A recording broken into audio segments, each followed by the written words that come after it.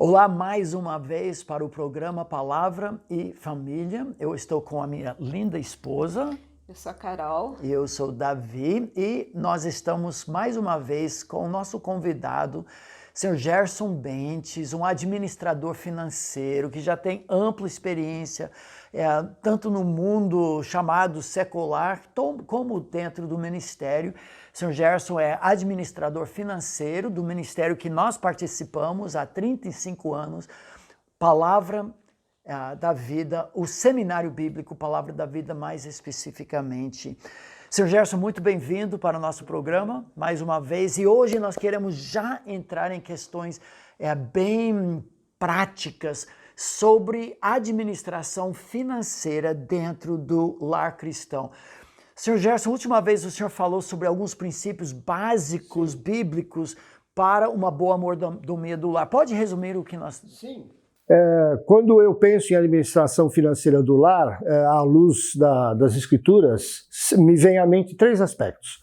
O primeiro aspecto é que nós devemos estar totalmente na dependência de Deus, né? Jesus nos ensina, né? No seguinte sentido: olhai as aves dos céus, olhai os lírios do campo. Deus cuida da sua criação. Também cuida de nós que somos seus filhos. Então a primeira coisa é estar totalmente na dependência de Deus. A segunda coisa que Jesus nos mostra, nos ensina, é sobre ganância. Nós não devemos ser gananciosos, né? A quantidade de bens que um homem possui não o define. Né? E Jesus continua nos ensinando, dizendo que nós não devemos ser insensatos. E ele conta aquela parábola daquele homem que construiu celeiros para si, para colocar ali toda a sua produção. E para que tudo aquilo?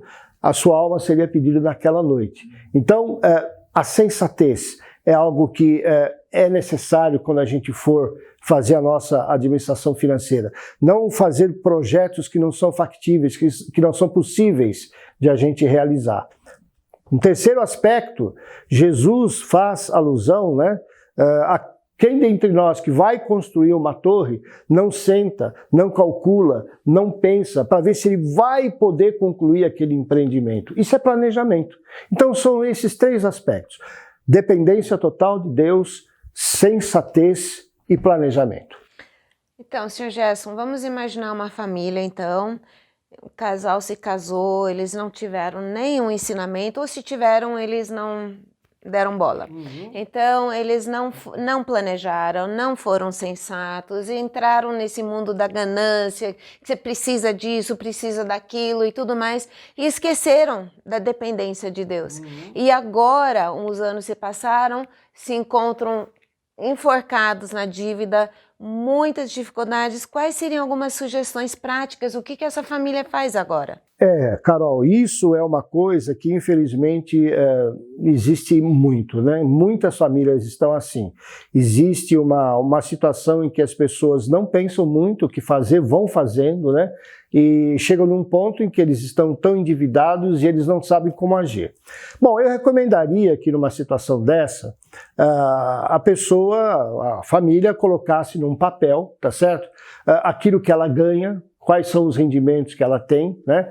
E mais abaixo elas elencassem todas as despesas que elas têm durante, vamos dizer, um mês, né? E eu posso assegurar a vocês que quando se faz esse tipo de coisa, nós vamos notar que existe uma quantidade enorme de despesas que são absolutamente supérfluas e que, se elas não existissem, não ia afetar a nossa vida de jeito nenhum, né? Então, a primeira coisa é a percepção de quanto você ganha e naquilo que você gasta.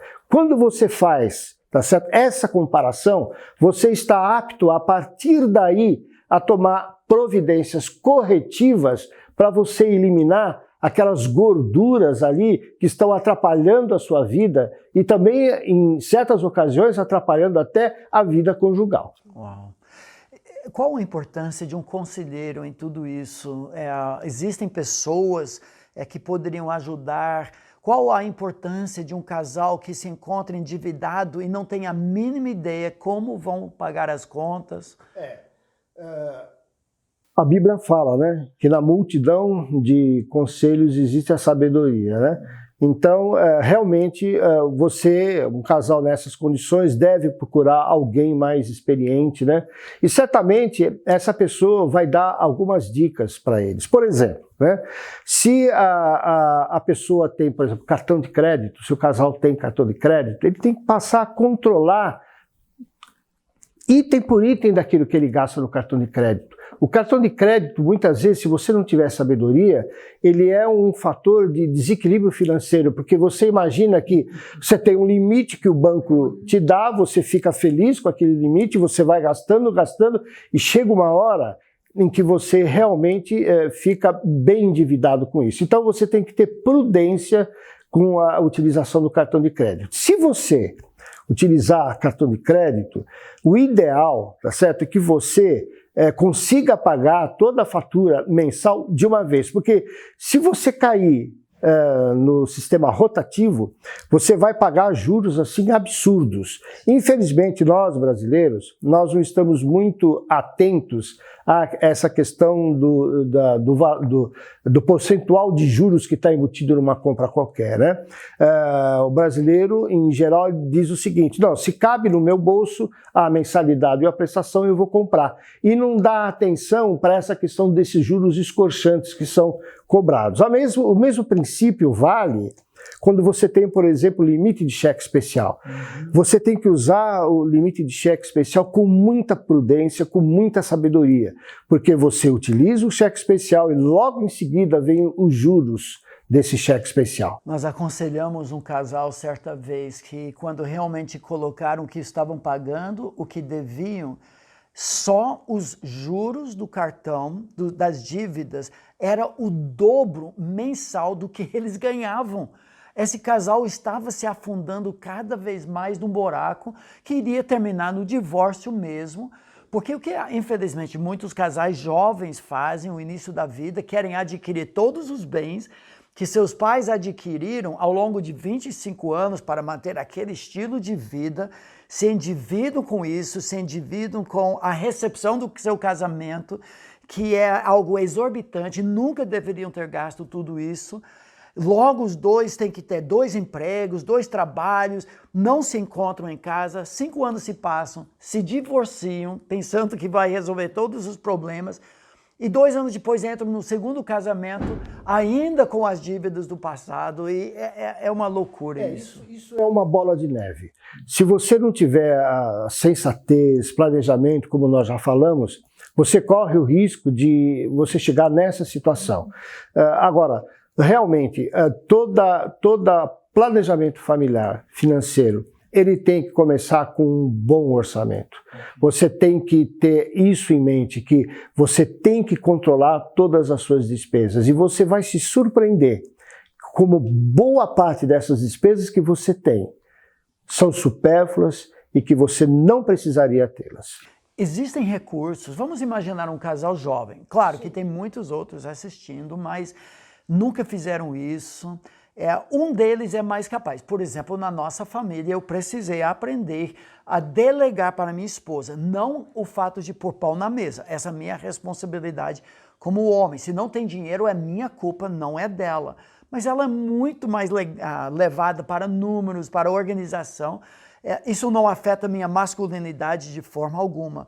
Mas conselhos como esse para um casal organizar as finanças do lar, fazer um orçamento. Existem recursos para isso? Sim, existem recursos e você encontra esses recursos disponíveis hoje na internet. Se você utilizar qualquer site de busca, por exemplo, como o Google, e você colocar ali orçamento, você vai ver um elenco bastante significativo de recursos nesse sentido. Por exemplo, o Procon oferece um orçamento, né, uma planilha muito simples. Mas se você quer algo mais elaborado, se você se sente confortável em lidar com números e tem habilidade com a informática, habilidade com a internet, você pode buscar sites onde eles vão oferecer planilhas mais elaboradas, onde vai permitir uma visualização mais completa de toda essa gama de informações, tanto no que diz respeito à receita, como também no que diz respeito às despesas que um casal possa vir a ter.